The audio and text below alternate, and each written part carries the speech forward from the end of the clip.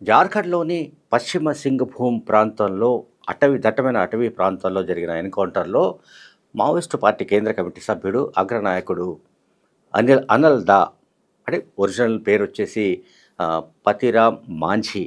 ఆయనను తూఫాన్ అని కూడా అంటారు. అట్లాగే అనల్ దా అని కూడా ఆ పార్టీలో చెప్తుంటారు. అనల్ దా సహా మొత్తం 16 మంది మావోయిస్టులు ఈ సంఘటనలో చనిపోయారు. అయితే ఈ సంఘటనలో కొంతమంది అంటే మృతుల్లో దాదాపు గతంలో అంటే 21 ఏళ్ల కిందట జరిగిన ఒక సంచలనమైన సంఘటనలో ఉన్నట్టుగా కూడా పోలీసు వర్గాలు తెలియజేస్తున్నాయి. ఈ సంఘటనకు సంబంధించి అంటే ఆల్మోస్ట్ ఒక క్రైమ్ థ్రిల్లర్ సినిమాను తలపించేలా ఈ కథ ఉంటుంది. అంటే ఈ స్టోరీ, జరిగిన స్టోరీ, రియల్ స్టోరీ మనకు సినిమాల్లో చూపించిన దానికంటే కూడా ఇంకా రక్తసిక్తమైన ఘటనగా ఈ సంఘటన ఉంటుంది. సో, ఈ సంఘటన చెప్పే ముందు నా పేరు జకీర్. మీరు చూస్తున్నది జకీర్ టాకీస్. ఒకవేళ మీరు ఇప్పటిదాకా ఈ ఛానల్‌ను సబ్స్క్రైబ్ చేసుకోకపోతే సబ్స్క్రైబ్ చేసుకోండి. అలాగే లైక్ చేయండి. కంటెంట్‌ను షేర్ చేయండి. సో, ఇప్పుడు మనం ఇన్సిడెంట్‌లోకి వెళ్దాం.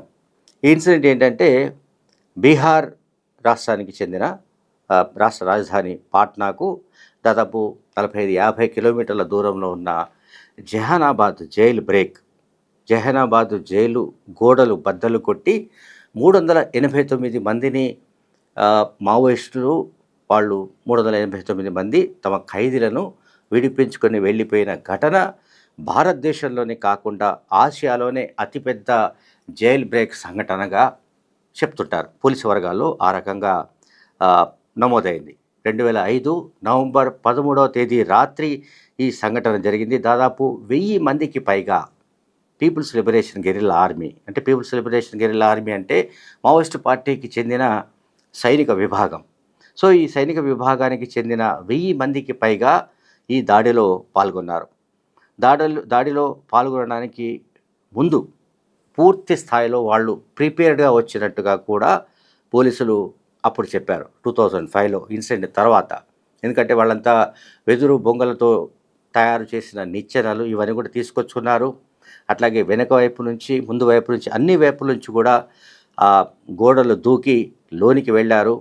తమ వాళ్ళందరినీ కూడా అంటే మావోయిస్టు ఖైదీలుగా ఎవరైతే ఉన్నారో వాళ్ళందరూ కూడా విడిపించుకున్నారు. వాళ్ళతో పాటుగా ఇంతకు ముందు అంటే బీహార్లో దళితులను ఊచకొత్త కోసిన భూస్వామ్య వర్గాలకు చెందిన అగ్ర కులాలకు చెందిన రణవీర్ సేనకు చెందిన కొంతమంది కూడా వాళ్ళు దాదాపు 30 మందిని వాళ్ళు తమతో పాటు తీసుకెళ్లారు. ఆ 30 మందికి సంబంధించిన ఆచూకీ ఇప్పటిదాకా తెలియలేదని కూడా చెప్తున్నారు. అట్లాగే మరికొన్ని రికార్డ్స్ల ప్రకారం అయితే ఈ సందర్భంగా అంటే జైలు బద్దలు కొట్టిన ఘటనలో రణవీర్ సేనకు చెందిన 12 మందిని అక్కడికక్కడే మావోయిస్టులు కాల్చి చంపినట్టుగా కూడా పోలీస్ రికార్డ్స్లో ఉంది. అట్లాగే ఆపరేషన్ జైల్ బ్రేక్, దీని పేరు ఏంటంటే మావోయిస్టులు పెట్టిన పేరు ఆపరేషన్ జైల్ బ్రేక్. దీనికి సంబంధించిన మాస్టర్ మైండ్, దీనికి సంబంధించిన సూత్రధారి ఎవరంటే Basavaraju, Nambala Keshava Rao alias Basavaraju. Maoist party కేంద్ర కమిటీ కార్యదర్శిగా పనిచేస్తూ గత మే 2025 మే 21న ఛత్తీస్గఢ్లోని నేషనల్ పార్క్ ప్రాంతంలో ఎన్కౌంటర్లో చనిపోయాడు.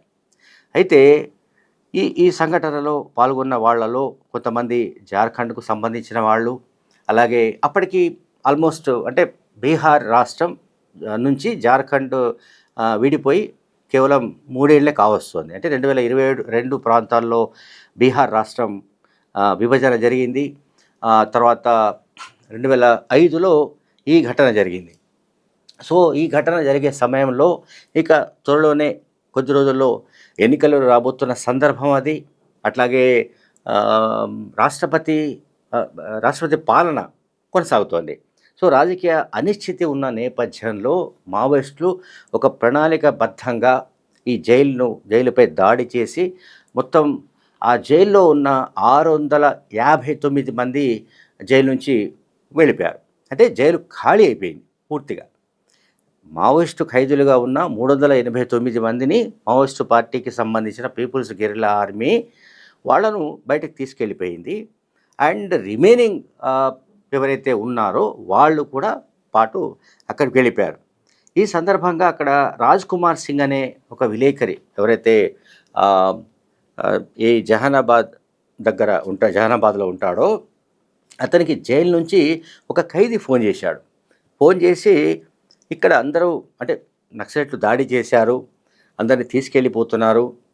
ఇంకా నా పరిస్థితి ఏమిటి అంటే ఆ రాజ్ కుమార్ సింగ్ అనే విలేకరి అందరూ వెళ్ళిపోతున్నప్పుడు నువ్వు అక్కడ ఏం చేస్తావు? నువ్వు కూడా వెళ్ళిపో అంటే అతను కూడా బయటికి వెళ్ళిపోయినట్లుగా వార్తా కథనాలు అప్పట్లో వచ్చాయి. అంటే 21 ఏళ్ల కిందటి సంగతి చెప్తున్నాను నేను. అప్పట్లో పీపుల్స్ లిబరేషన్ గెరిల్లా ఆర్మీ ఎంత శక్తివంతంగా ఉందో, ఎంత శక్తివంతంగా ఇటువంటి ఆపరేషన్ నిర్వహించిందో కూడా మనం చెప్పుకోవడానికి వీలవుతోంది. అట్లాగే ఈ జహానాబాద్ జైలుకు సంబంధించి ఇంకా కొన్ని వివరాలు చెప్పాలంటే ఇది కేవలం 140 మంది ఖైదీలకు సరిపడే విధంగా దీన్ని చాలా కాలం కిందట అరౌండ్ 1960స్‌లో నిర్మించిన జైలు అది. ఆ తర్వాత దీన్ని కొంత విస్తరించి 259 మంది, 240 మంది వరకు సరిపోయే విధంగా నిర్మించారు. కానీ జైలు బ్రేక్ అయ్యే సమయానికి ఆ జైల్లో ఆల్మోస్ట్ 800 మందికి పైగా ఖైదీలు ఉండడాన్ని కూడా మనం ఇక్కడ అర్థం చేసుకోవాలి. సరే, మొత్తం మీద దాడి జరిగింది. జైల్లో ఉన్న సరైన సిబ్బంది సరిగ్గా లేకపోవడము, భద్రతాపరమైన లోపాల కారణంగాను మొత్తం మీద అయితే ఆపరేషన్ జైల్ బ్రేక్ను సక్సెస్ఫుల్గా బసవరాజు డైరెక్షన్లో ఇదంతా జరిగింది. ఆ సమయంలో ఇప్పుడు మనం తాజాగా జరిగిన ఎన్కౌంటర్లో చనిపోయిన వాళ్ళల్లో కూడా కొంతమంది ఉన్నారు. అట్లాగే జార్ఖండ్లో ఇప్పుడు ఇంకా మావోయిస్టు కార్యకలాపాలు నిర్వహిస్తున్న వాళ్ళలో కూడా కొంతమంది ఈ జైల్ బ్రేక్ సంఘటనలో పాల్గొన్న వాళ్ళని పోలీసులు చెప్తున్నారు. సో మొత్తం మీద ఏంటంటే ఇక్కడ మనం అర్థం చేసుకోవాల్సింది ప్రధానంగా ఆ సమయంలో అంటే 2005, 2004 ప్రాంతాల్లో బీహార్లో రణవీర్ సేన అనే ఒక భూస్వామ్య వర్గానికి సంబంధించిన ఒక ముఠా. రణవీర్ సేన అంటే భూస్వాములకు సంబంధించిన సేన, అగ్ర కులాలకు సంబంధించిన సేన దళితులను, ఆదివాసులను ఏ రకంగానైతే హింసించిందో, ఏ రకంగానైతే ఊచకోత కోసిందో మనందరికీ తెలుసు. గతంలో ఇటువంటి సంఘటనలో ఒక సందర్భంలో 10 మందికి పైగా రణవీర్ సేన కార్యకర్తలకు ఉరి శిక్ష పడింది, మరణశిక్ష విధించారు. ఆ తర్వాత ఒక ఘటనలో 14 మందిని కూడా మరణశిక్ష విధించిన 16 మందికి మరణశిక్ష విధించిన సంఘటనలు కూడా ఉన్నాయి.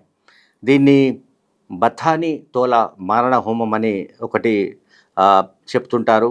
అట్లాగే మరికొన్ని సంఘటనలు ఆల్మోస్ట్ అంటే అగ్ర కులాలకు సంబంధించిన భూస్వాములకు సంబంధించిన ఈ రణవీర్ సేన ఆల్మోస్ట్ 369 హింసాత్మక ఘటనలకు పాల్పడింది.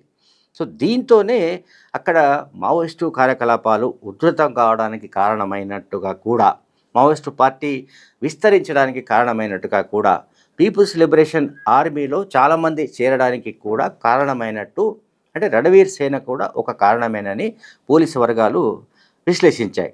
సో ఓవరాల్గా నేను ఎందుకు ఇప్పుడు చెప్తున్నానంటే ఈ జహానాబాద్ ఆపరేషన్ జైల్ బ్రేక్ సంఘటన ఏదైతే ఆసియాలోనే అతిపెద్ద జైల్ బ్రేక్ సంఘటనగా చెబుతుంటామో, ఈ సంఘటనలో పాల్గొన్న వాళ్ళలో చాలామంది జార్ఖండ్కు సంబంధించిన ఆదివాసీలు కూడా అందులో పీపుల్స్ లిబరేషన్ గెరిల్లా ఆర్మీలో సభ్యులుగా ఉన్నారు. కాబట్టి దీన్ని రిలేట్ చేస్తూ నేను ఈ విషయాన్ని అంటే 21 ఏళ్ల కిందట జరిగిన విషయాన్ని మళ్ళీ చెప్పడానికి ప్రయత్నించాను. అంటే వాళ్ళు ఆపరేషన్ జైల్ బ్రేక్ చేయడానికి ముందుగా ఆ జైలు ముందు బాంబులు విసిరారు, బాంబులు పేల్చారు. దాంతో అక్కడున్న సిబ్బంది పూర్తిగా భయభ్రాంతులకు గురై పారిపోయారు. ఆ తర్వాత ముందు గేట్ల నుంచి కూడా గెరిల్లా ఆర్మీకి సంబంధించిన వాళ్ళు లోనికి వెళ్ళిపోయారు. ఆ తర్వాత వెనుక నుంచి నిచ్చెనల మీదుగా గోడ దూకి మరికొంతమంది సైనికులు వెళ్ళిపోయారు. దాదాపు 1000 మంది మొత్తంగా ఆ రోడ్డు మొత్తాన్ని బ్లాక్ చేసి దాదాపు ఈ ఆపరేషన్ నిర్వహించారు. ఈ ఆపరేషన్ కేవలం గంటలో ముగిసింది. అంటే దాన్ని బట్టి ఆలోచించండి, గంటలో ముగిసింది. తమ వెంట ఎవరినైతే విడిపించుకున్నారో తమ ఖైదీలను మావోయిస్ట్ పార్టీ సానుభూతి పరులు ఎవరైతే జైలు నుంచి బయటకు వచ్చారో వాళ్ళు కానీ అట్లాగే ఇవి 1000 మంది కేరళ ఆర్మీకి సంబంధించిన సభ్యులు కానీ ఆ చీకట్లో అడవుల్లోకి వెళ్ళిపోయారు. Thank you very much.